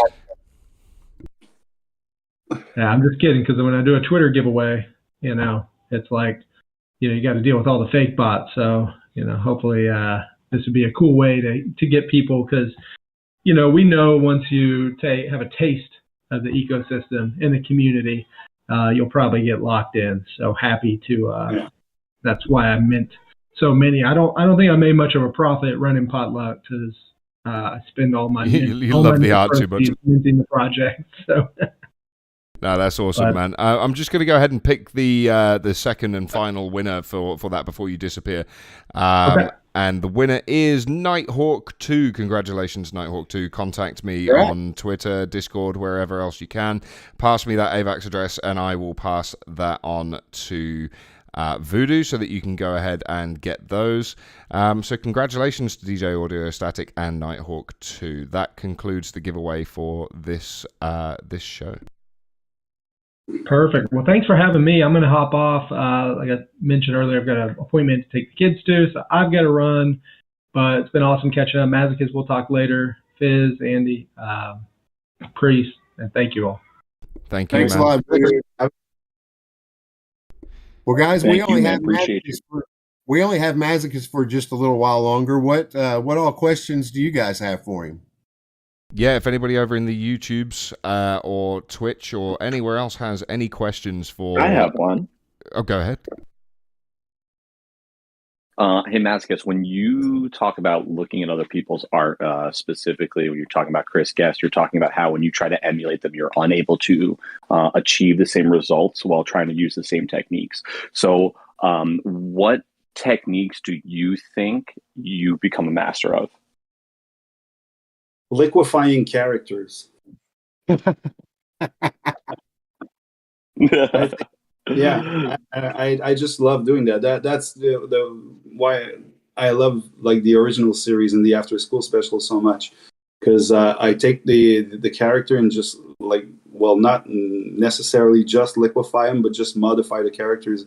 But there's usually a lot of like liquid involved or liquefying of the characters, and I just love like the flowing lines and I don't think I'm a master of it, but I think it, I don't know, it gives a nice effect to it, and I'm proud of like the work, how it comes out when I step back and I look at like the first character and then the last one, like the evolution of the character. I just love like the whole disassembling of it, and it's just the liquefying of the skin, or I don't know. I don't, like I said, I don't think I'm a master of anything, but I think that's something Well, I'm really proud of, that I've achieved, like the look that I want to have when I disintegrate a character. I would probably say you're a master of it myself, and I'm not Oh, a person who's been fanboying like this for years. So, but when you look for inspiration within your liquefying, do you use any like traditional art styles, or do you just kind of pull from your own experiences?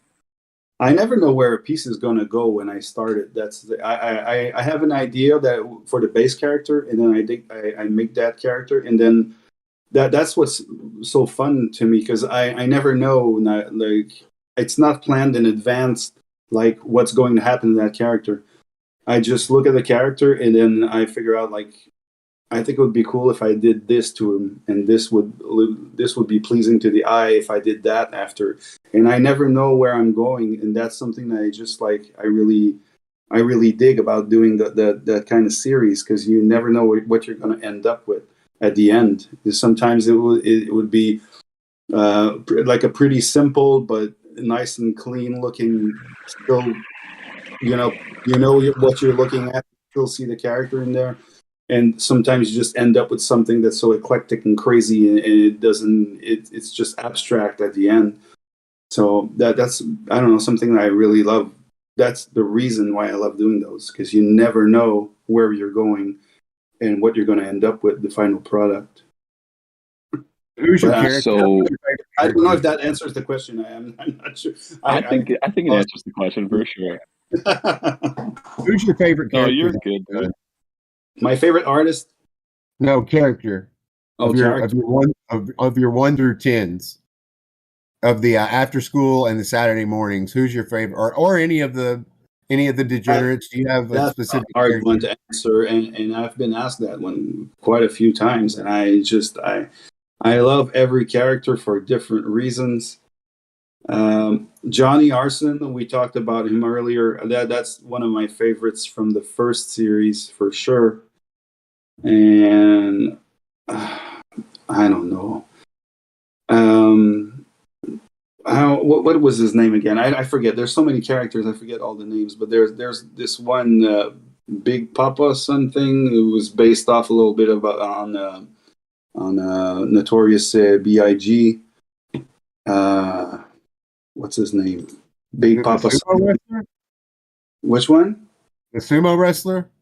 No, the Notorious B.I.G. The rapper Biggie Smalls. I'm trying to. I'll search the collection here. I'll be able to tell you. I just love the way that he ended up being liquefied. It's just like swirly, and there's ice cream in there that's just like floating around and melting at the same time that the character is melting. And I just love how that one came out too. But trying to figure out what's his name. It's Big Papa something. Which, that's the generative. Uh, Putting me on the spot here. Andy, I sent you the link to the after school paint huffing sessions on NFT Key. I don't know if you can pop these up on the screen and we can cycle through them whenever. I'll always have a Absolutely. sweet spot for Gilbert, the first character. Like that was the one that started the whole thing. Say that again. I'm sorry. Sorry? Who is the one that started the whole thing? Gilbert. Ah. The one with the knives.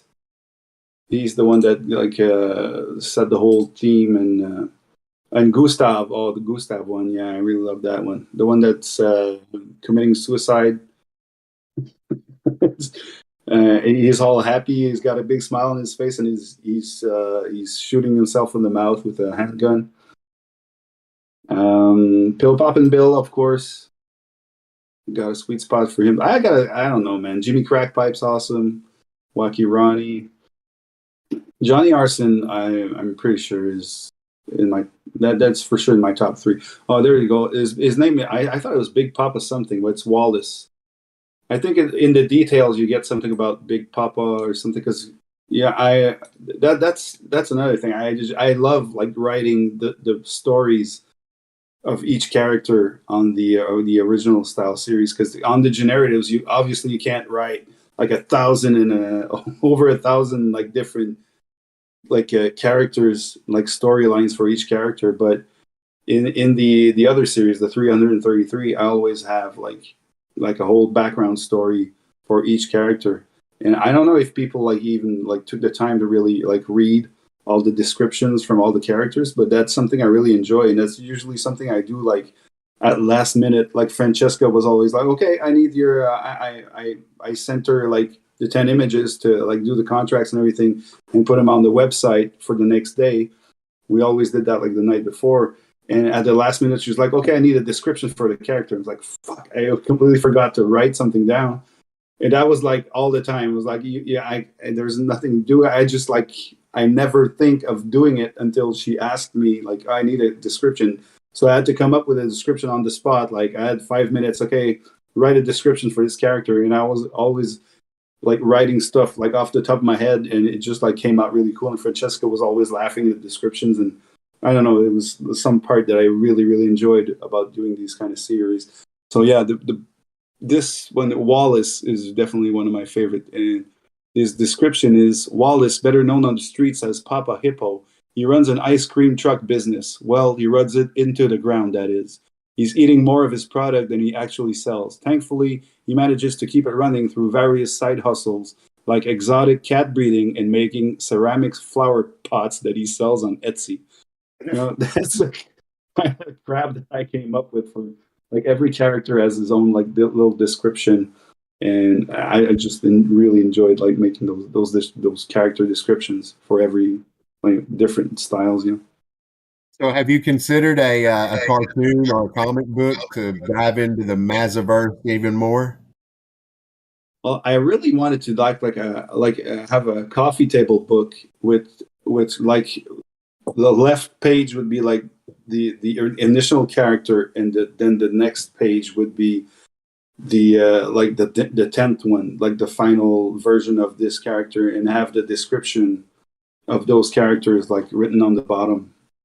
I just we never did it, but I always wanted to make like at least like a small run, like maybe a 20 books or something. And my wife used to be a photographer, and she made a bunch of those kind of books, and she still makes them for our family and some friends and stuff like that. And but it's really expensive to like have those books made. It's like you can come up to like I don't know $100 for a book. So I'm like, man, you know, how do I, if I invest like $2,000 to make 20 books, am I gonna like see some of that money back? I don't think people are gonna spend like over $100 on a coffee table book. So it's, you know, kind of the issue why we figured like it's not a good idea to actually make these. If I made them, it would probably like be giveaways or stuff like that, because I don't think it would sell at that price point. I can guarantee you. Sorry, Go Fizz. ahead.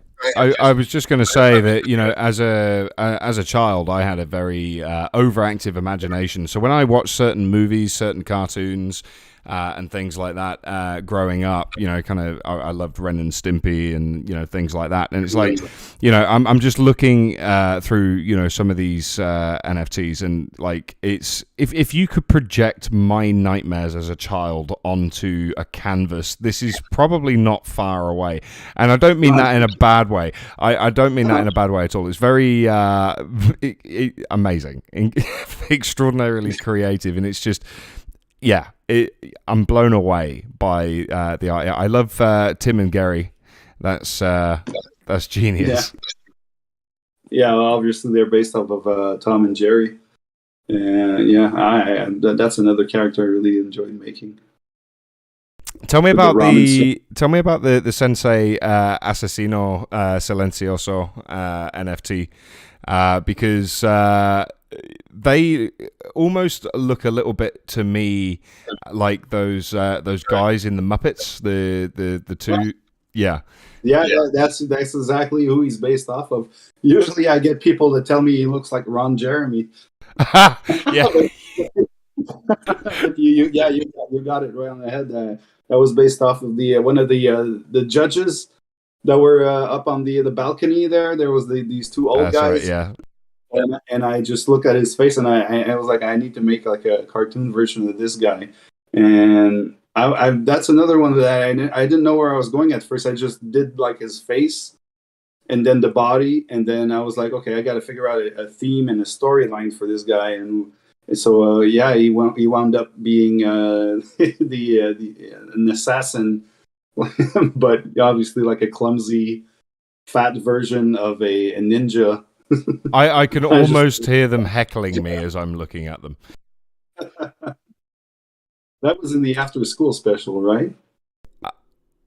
Yeah, these are the after school special paint huffing sessions. I was just going to ask about one more actually. You've got the genie one, and I noticed the. Say again. That one was the most popular character I think I ever made. That we ended up by cause sometimes we would do like we dropped them at 35 Phantom each, and sometimes we would do auction days, and that one was auctioned off, and it raked in like something like, I don't know, like 2,700 Phantoms for that character alone, and that was like the highest selling point I think of all the characters from every series. So I was just going to ask about that. So you got the lamp in the bottom right hand corner, and you see the smoke coming off the lamp. Now, I don't know if you know of a small kind of metaverse game on mobile called High Rise, but they did an item in High Rise that you could equate to being similar as an NFT, and it was a sword, and this sword had flames coming off of it, and the Arab community kind of banded together and said that this item should be eliminated from the game because the flames that were coming off of the sword appeared to be in the pattern of Arabic writing, and I can't remember exactly what that writing was supposed to have said, but it was something that they didn't like and they wanted it removed. And I'm just looking at that thinking that there is some similarity to something that could potentially be misinterpreted or misconstrued. Is there anything behind that at all? There's a Jewish star in the background too, I'm just noticing. So yeah, maybe some people are misinterpreting this piece, but it's just like it's just random. There's nothing hidden or there's no hidden meaning or anything behind it. I'm just thinking because obviously the genie and the kind of the Arab kind of story behind Aladdin and the lamp and things like that, and just seeing the way the smoke's coming off that, I'm just wondering, if you got big enough that you could end up being part of that cancel culture, be like, oh no, how dare he, that kind of thing, because that seems to happen a lot these days. So I'm just wondering, is there anything in that at all, or is that just purely innocent, coincidental? If it means anything, it's purely coincidental. I mean, it's just like I said, I'm just improvising the drawings as I go, and I don't really have any. As far as I know, I've never tried to hide any meanings behind the artwork. No, because sometimes there would be little hidden eggs that it will, like, from another character that'll wind up into another character, but that's pretty much as far as it goes. It's quite funny because there's a lot of controversy surrounding certain large NFT projects at the moment with hidden meanings and things like that. So you have to ask that question if some artists are putting hidden meanings into their NFTs, little Easter eggs and things like that, which can be fun. There's no problem with it as long as it's done in fun, obviously. But it's like I was just looking at it thinking, I wonder if anybody else has felt the same. But yeah, no, completely innocent, guys. There's nothing behind it. So for Degenerates, for the season 2 of Degenerates, you've got 4 different characters on 4 different chains. Tell us a little bit about each one of those characters.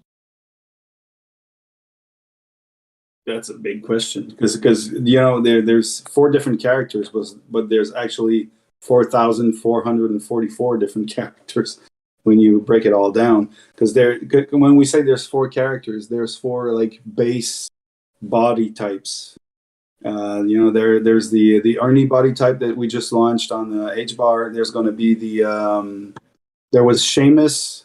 Seamus was on Avax, I want to say. Yeah, if Seamus was on Avax, Niles was on Phantom, and we're keeping which one? Alfonso for Iota. I gave them names, and we were saying they're 4 characters, but they're just body types actually, because every NFT that's generated is a different character in a way, because they all have like different eyes, different mouth, different nose, different accessories, different hair, different ears. Some of them have like the rare ones are the jerseys. I did like the 10 jerseys of the top 10 NBA teams. And then True Voodoo was like, I need to have my team on there, so I had to make one for him. And it was like, Plot Twist is asking for his own jersey too, so I had to make one for Plot Twist. And it was like, Teams on Acid wants a jersey too, and then there's another guy, and he's like, you should have your own jersey. Oh, and we need a jersey for Potluck Labs. So I ended up making like I think 20 something jerseys, but each jersey only comes up once in every with every like base body type. So there's only like 20 something with jerseys on AVAX, 20 something on Phantom, and so on. But there's no real description for each like body type. Like I said, we call them characters, but it's actually just a body type, because like they're all different characters in the end.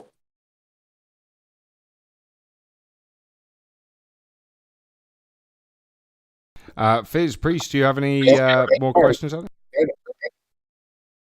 My brain dropped out for a minute. That happens. That happens a lot to me, actually. So have you found, for the most part, your original Tomb Heads fans have followed you around for your other projects? I'm not sure. We didn't start. Well, actually, yeah, we did start on Tomb Heads, because before making my own series, I was working on Francesca's series, which is Tomato, which she came up with the name and the idea based off of Tomb Heads. Tomb Heads as like characters with tombs coming out of his head, and the Tomato. The idea was like zombies, but in tomato form.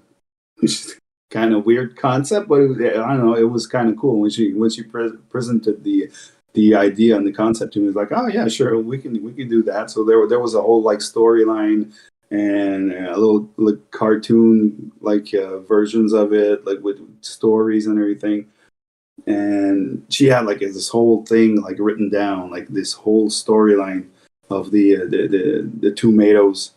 And so yeah, that started off on the Tomb Heads, but I don't think a lot of people made like the like realized when I dropped like the paint huffing sessions that it was the same artist on both, because there were very different styles that I used on each series. I mean, obviously the paint huffing sessions are very cartoony, and well, there was some cartoon versions of Tomato too, but there's a bunch of different styles in there. Because we had like a deck of cards that you could buy and play like poker games, online poker games with your hand that you bought, and yeah, but I'm not sure if there was a huge following that came over from the Tomb Heads auction house into the NFT key market. I mean, obviously, there's people that go on both, like that hang out on the auction house and hang out on NFT Key too. But it's not like all the same people on both platforms. So, what are some projects that you're into yourself? That I'm into myself, like well, there's this project that's coming up from Danetron 3030. I don't know if you know this artist. But anyways, he asked me to collaborate, like make one of his legendary pieces for his collection, and his whole collection is fucking nuts. It's when he showed me like a couple pieces, I was like, these are all one of ones, right? He was like, no, these are generative. I was like, what? This is a generative? This like every piece looks like it's a one of one, and there's so much detail, and his inking style and everything like is fucking crazy. I just love his work, and I'm just waiting for it. It was supposed to drop, I think, on the 31st, and he delayed it like an extra week just to make sure everything is right and everything's set in place. But I think that's going to be one of the crazy generatives. It's the most elaborate generative I've ever seen for sure. I mean, there's so much detail. What's it called? It's a series from Dametron 3030. Just look up the artist on Twitter and you'll find his work. I mean, I love his stuff. Another artist I really, really love is Gimmixborn. I just love what he does, and he's dropping pieces like pretty much every weekend in the Tombheads auction house. And I was like, man, I want to get my piece, but they always go at crazy prices, like 2,000 phantoms and over, and it's like, damn, that's just too much for me.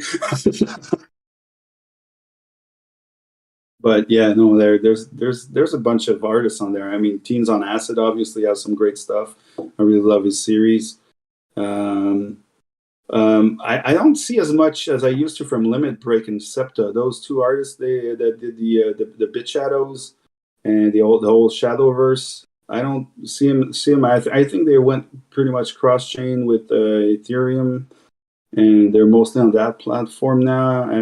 But I've missed a bunch of weekends too on the auction house, so maybe they are more active on there than I think, and I'm just not realizing it because I'm not around much.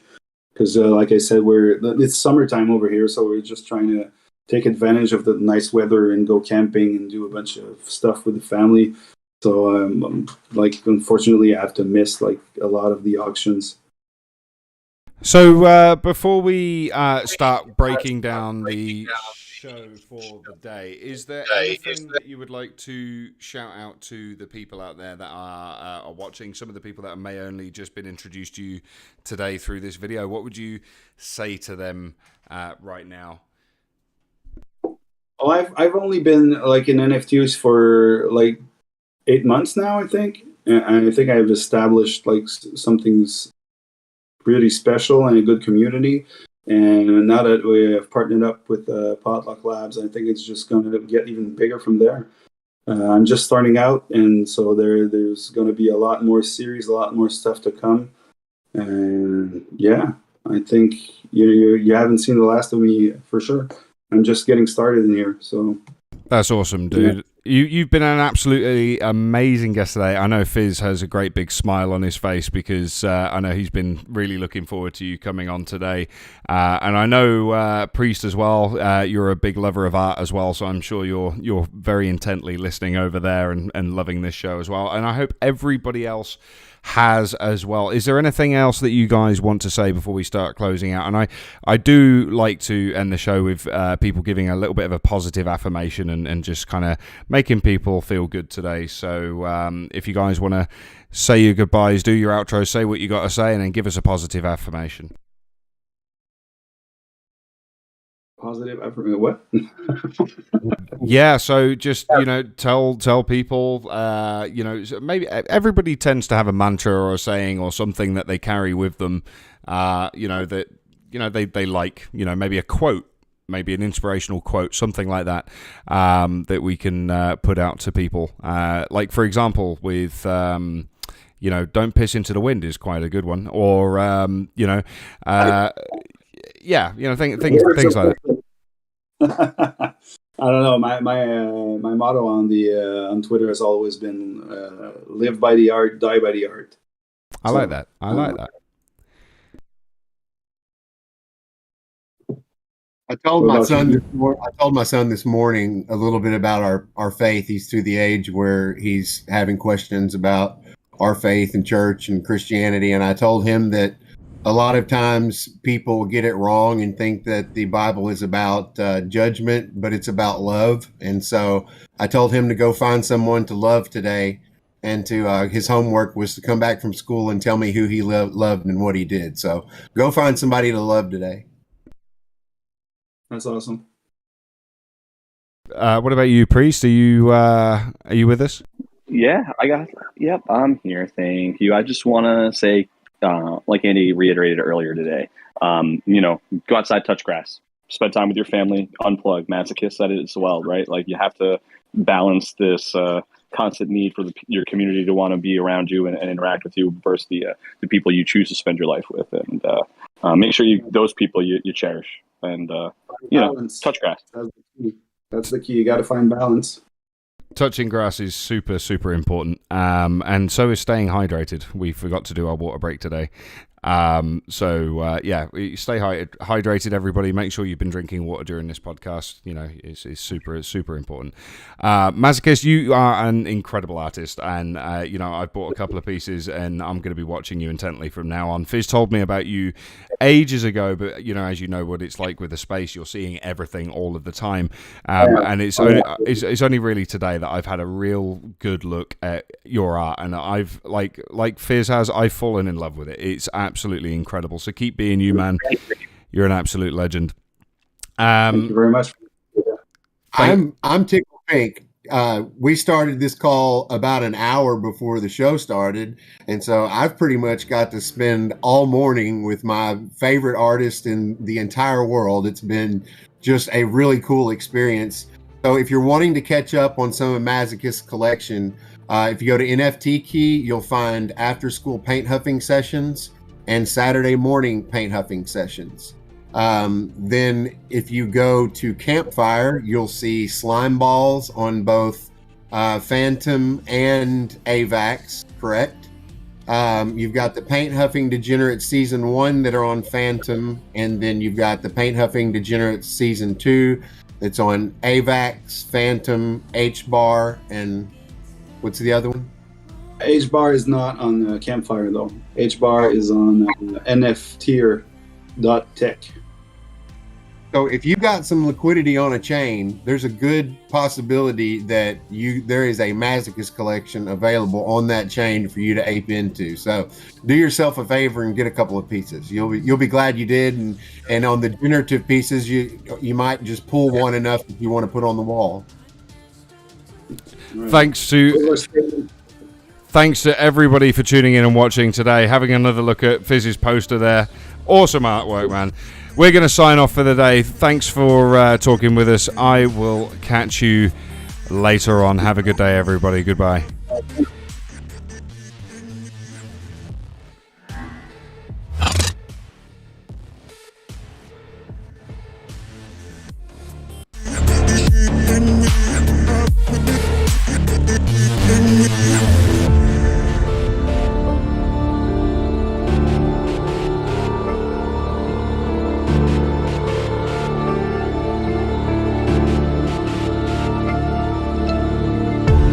Hold ourselves in light, hoping we'll survive. Won't raise a white flag, 'cause I'll die on the shield, 'cause they coming for the kill. Even though my mind is reeling still. Oh, we've been here before. Armor and sword, embers still on my nose. Half dead and asleep, nightmares start to choose. Will you be ready when the darkness comes?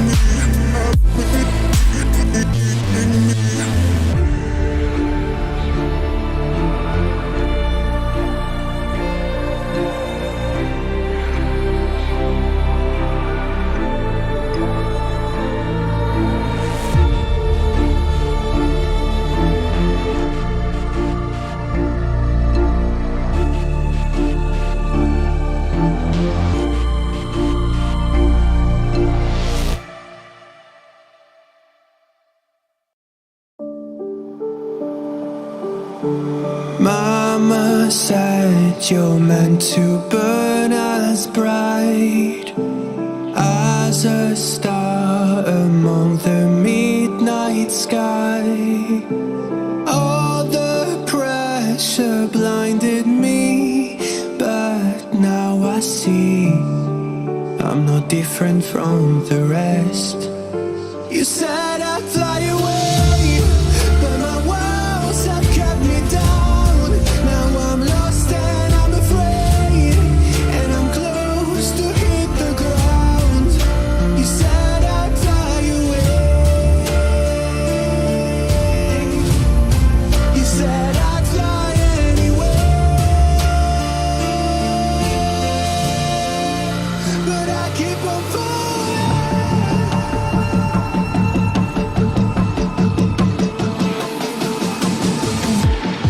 You said I'd fly anyway, but I keep on falling.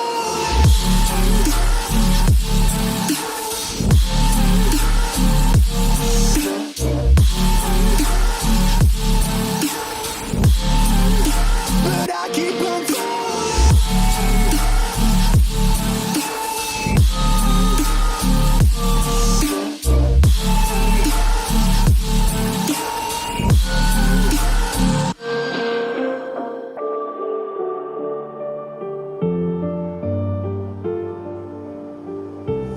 We're all searching for that open door.